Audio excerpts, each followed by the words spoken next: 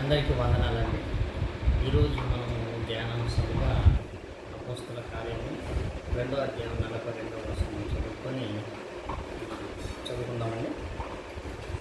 వీరు అపోస్తల బోధయందును సహవాసమందును రొట్టె ఇరుస్తయందును ప్రార్థన చేయుటయందును ఎడతెగక ఉండేది.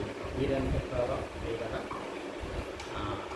ఆ రోజుల్లో మొదటి సంఘంలోని విశ్వాసులు అపోస్తల బోధయందు సహవాసమయందు రొట్టె విరుచుటయందు ప్రార్థన చేయుటందుకు ఎడతెగక ఉందని దేవుడు చెప్తున్నాను.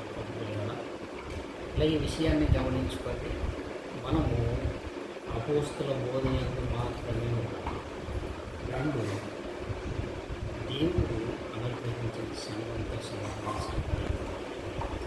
మూడు, రొట్టె విరుస్తుంది. క్రీస్తు శరీరము మనం తీసుకుని పెట్టాము. నాలుగు, ప్రార్థన కనుక ఏది నిజమైన బోధ, ఏది అబద్ధం బోధ మనం గుర్తింపులోకి రావాలి.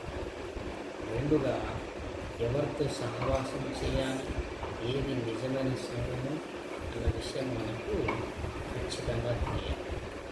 క్రీస్తు శరీరంలో మనం ఎందుకు తీసుకుంటామో దాని యొక్క ప్రాముఖ్యత ఖచ్చితంగా మనందరికీ తెలియాలి. దేవుని తర్వాత ప్రార్థన అంటే వేరే మనం ఏదో అనుకుంటాం, కానీ దేవునితో ముఖాముఖి మాటలపై అనుభవం మనందరికీ కలిగి ఉండాలని దేవుని నామముకి చెప్తున్నాం. ఇంకా అన్నిటికన్నా ముఖ్యంగా బోధ వల్ల ఏమొస్తుంది, సహవాసం వల్ల ఏమొస్తుంది, క్రీస్తు శరీరం వల్ల ఏమొస్తుంది, తర్వాత ప్రార్థన వల్ల ఏమొస్తుంది అన్న విషయాన్ని రాను హృదయంలో ఫలింప చేసేటట్టుగా నా యొక్క వర్తమానాన్ని మొదటిగా బోధ యందు, సహవాసం యందు, ప్రత్యేకందు, ప్రార్థన యందు మనం ఉంటే నిజమైన విశ్వాసులుగా, పరలోక వారసులుగా నిలబెట్టుకునేటట్టు మనం అందరం ఉంటామని తెలియజేస్తున్నాం.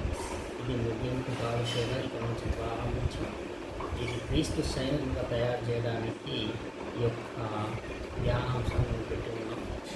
Thank you very much.